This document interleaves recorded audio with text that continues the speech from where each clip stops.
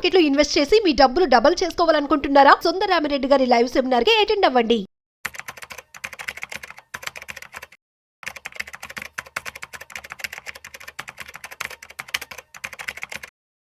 Hello viewers, welcome back to our channel. ప్రస్తుతం మనతో పాటు ఉన్నారు స్టాక్ మార్కెట్ అనలిస్ట్ సుందరరామిరెడ్డి గారు. సార్తో మాట్లాడదాం. నమస్తే సార్. నమస్తే. సార్, ప్రెసెంట్ మార్కెట్ అంతా డౌన్ ఫాల్ లో ఉంది కదా, మరి చాలా మంది ఇన్వెస్టర్స్ ఇంత ఫాలింగ్ లో ఉన్నప్పుడు ఏదైనా స్టాక్స్ తీసుకోవాలి అంటే మీరు చెప్పే మంచి టిప్స్ గా సజెషన్స్ ఏమైనా ఉన్నాయా? ఈ స్టాక్ లో పెట్టండి ఈ టైంలో అంటే ఏం చెప్తారు? ఎంటైర్ మార్కెట్ లో బోల్డ్ అంత డిస్కౌంట్ సేల్ నడుస్తుందండి. అది ఇదని కాదు, మీరు ఏ సెక్టర్స్ కన్నా మనం తీసుకోవచ్చు. బేసికల్ గా మీకు కత్తుకొత్తు టెక్నికల్స్ ఐడియా ఉందనుకోండి, మనం స్వింగ్ హై అంటాం. రెసిస్టెంట్ అంటే నథింగ్ బట్ స్వింగ్ హై అనమాట. ఆ స్వింగ్ హైకి దగ్గరలో ఉన్న స్టాక్స్ చాలా స్ట్రాంగ్ గా ఉన్నట్లు లెక్క. అంటే ఇప్పుడు ఒక 2 స్టాక్స్ మనం తీసుకున్నాం అనుకోండి, ఒక స్టాక్ 100 రూపీస్ దాకా ట్రావెల్ చేసింది, ఒక స్టాక్ మళ్ళీ బ్యాక్ 50కి వచ్చింది, ఇంకో స్టాక్ 90 దగ్గర ఆగిపోయింది అనుకోండి. క్వశ్చన్ ఏంటంటే అది 90 దగ్గర ఎందుకు ఉంది, ఇది 50 దగ్గర ఎందుకు డ్రాప్ అయింది? 50 దాకా డ్రాప్ అయిందంటే మోర్ సెల్లింగ్ నడిచింది, అందుకనే అది మోర్ డ్రాప్ అయింది. ఇది 90 దగ్గర ఎందుకు ఉంది అంటే అది డ్రాప్ అయింది 10 రూపాయలే, అక్కడి నుంచి సెల్లర్స్ లేరు. స్టాక్ మార్కెట్ ఏంటంటే ట్రెండ్ ఈజ్ యువర్ ఫ్రెండ్. దౌతిరి ఏం చెప్పింది అంటే ట్రెండ్ ఇడిపోతే నువ్వు అటు వెళ్ళమంటది. అంటే స్ట్రెంత్ విన్స్ మోర్ స్ట్రెంత్ అనమాట. అంటే స్ట్రెంత్ అయిందే స్ట్రాంగ్ అవుతా ఉంటది, ఇంకా వీక్ అయింది ఇంకా వీక్ అవుతా ఉంటది. అందుకని 100 రూపాయలు మూవ్ అయ్యి ఇది పడింది 10 రూపీస్ కాబట్టి లీస్ట్ పడింది కాబట్టి దీంట్లో లీస్ట్ సెల్లింగ్ ప్రెజర్ ఉంది. మార్కెట్ కనుక రికవరీ అయితే ఫస్ట్ ఇదే రికవర్ అవుతుంది. అందుకని స్వింగ్ హైకి దగ్గరలో ఉన్న స్టాక్ లిస్ట్ గ్యాదర్ చేసుకోండి.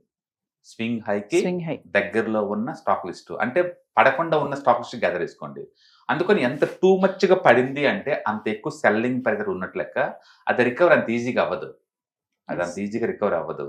అందుకని డిస్కౌంట్ బాగా వచ్చిందని చెప్పేసి బార్గెన్ చేసే బదులు స్ట్రక్చర్ స్ట్రాంగ్ గా స్వింగ్ హై దగ్గరలో ఉన్న స్టాక్స్ ని పిక్ చేయడం ద్వారా మనకి తొందరగా రికవర్ అవుతుంది, తొందరగా మనీ వస్తుంది అనమాట.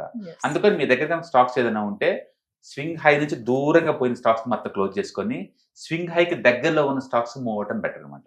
అందుకని రిటైలర్స్ కి ఏంటంటే డైరెక్ట్ గా ఎందుకు స్టాక్స్ రికమెండ్ తీసుకుంటే మంచిది కాదని చెప్పేదంటే వాళ్ళకి టెక్నికల్ థింగ్స్ తెలియదు, ఏ టెక్నో పిక్ చేసుకుంటారు, అది పడే కొద్ది మంచిది కదా అని చెప్పేసి కొంటా ఉంటారు.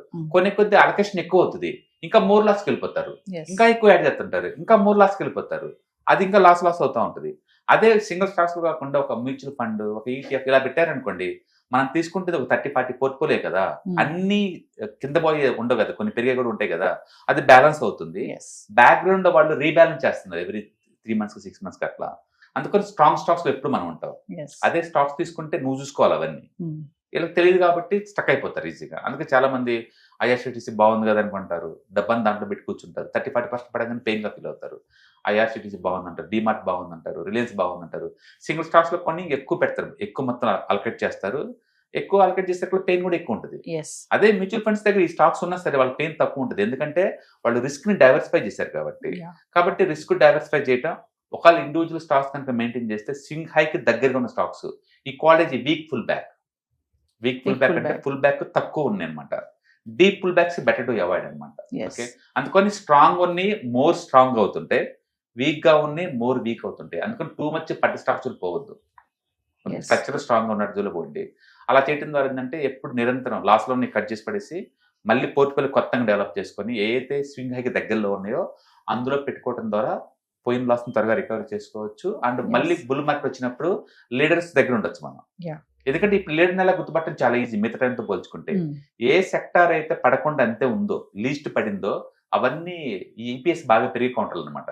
అంటే ముందు రోజుల్లో ఈపీఎస్ బాగా పెరగబోతుంది, వాటికి మార్జిన్స్ పెరగబోతున్నాయి, బహుశా వాటికి రా మెటీరియల్ తక్కువ రేటు దొరకబోతుంది. ఇట్లా మొత్తానికి అయితే వాటికి మంచి రోజులు రాబోతున్నాయి అనమాట. అందుకని అవి తక్కువ పడతాయి బేసికల్ గా. అందుకని పోర్ట్ఫోలియో ఎప్పుడు కూడా ఇలాంటి బ్యాడ్ టైంలో బ్యాడ్ అవుట్ ని క్లోజ్ చేసుకొని అంటే స్వింగ్ హైకి దగ్గరగా ఉన్నాయి, 1 year హైకి దగ్గరలో ఉన్నట్టు షిఫ్ట్ అవడం ద్వారా మనం మంచి వాటిని మనం పిక్ చేసుకోవాలి. అంటే బ్యాడ్ సిచ్యువేషన్ లో కూడా గుడ్ స్టాక్స్ ని సెలెక్ట్ చేసుకోవడం. ఈ టైంలో మనం చేయగలిగింది ఏం లేదు, బ్యాడ్ ఏదని అనిపించినట్టు మనం వదిలించుకోవడం తప్ప. స్ట్రక్చర్ వైజ్ గా బ్యాడ్ అని అనిపించింది అనుకోండి, లోవర్ లోకి వెళ్ళిపోతుంది అనుకో ఏదైనా స్టాక్, అది మళ్ళీ సైడ్ వే మార్కెట్ పోవడానికి చాలా టైం పడుతుంది. ఒక స్టాక్ లోవర్స్ వచ్చింది అనుకోండి, సెల్లింగ్ ఎక్కువ ఉంది క్లియర్ గా, మళ్ళీ లోవర్ లోస్ పోద్ది అది, లేదా సైడ్ వేకి వెళ్ళిపోద్ది. సైడ్ వేకి వెళ్ళిపోతే 5-6 నెలల వరకు స్టాక్స్ ఆగిపోతాయి, అక్కడే పైకి రావద్దు ఈజీగా. పడినట్టు బాల్ వేసినట్టు స్టాక్స్ లేవండి. ఒక బాల్ డ్రాప్ చేసాం అనుకోండి, కింద పడి అదే స్పీడ్ తో బౌన్స్ అవుతుంది. స్టాక్స్ అలా పడవు. అది పడింది అంటే ఎక్కువ సెల్లింగ్ ఉంది దాంట్లో, అంటే ఎవరు ఇన్స్టిట్యూషన్ హెవీగా అమ్మి బయటపోతున్నాడు, తిరిగి ఆ క్వాంటిటీ మొత్తం ఇంకొక ఇన్స్టిట్యూషన్ కొనేంత వరకు అక్కడ పడి ఉంటుంది అది. దాన్ని మనం సైడ్ మార్కెట్ అంటున్నాం. అది అయిపోతే మళ్ళీ పెరగడం స్టార్ట్ అవుతుంది అనమాట. It take too much time. Yes. అంత టైం మనం మనీ పెట్టి ఎందుకు ఉండాలి? అందుకని బెటర్ ఏంటంటే స్వింగ్ హైకి దగ్గరలో ఉన్న స్టాక్స్ తీసుకోండి. తక్కువ ఫుల్ బ్యాక్ ఉన్నట్టుని తీసుకోవడం ద్వారా త్వరగా రికవర్ అవుతాం, త్వరగా ముందు పోయే ఛాన్స్ ఎక్కువ ఉంది. మీరు ఏదో స్వింగ్ హై అన్నారు సార్, అలా సెలెక్ట్ చేసుకున్న వాళ్ళని సైలెంట్ విన్నర్స్ అని కూడా అనొచ్చు అంటారా? డెఫినెట్ గా, ఎందుకంటే అందరూ పెయిన్ భరించాల్సిందే ఈ టైంలో. Yes. మ్యూచువల్ ఫండ్ వాళ్ళు మాత్రం లాస్ అవ్వరు. ఇంతెందుకు, రాకేష్ జింజన్ వల్ల పెద్ద పెద్ద ఇండియన్ పోర్ట్ఫోలియోస్ కూడా 1,00,000 కోట్లు లాసారు.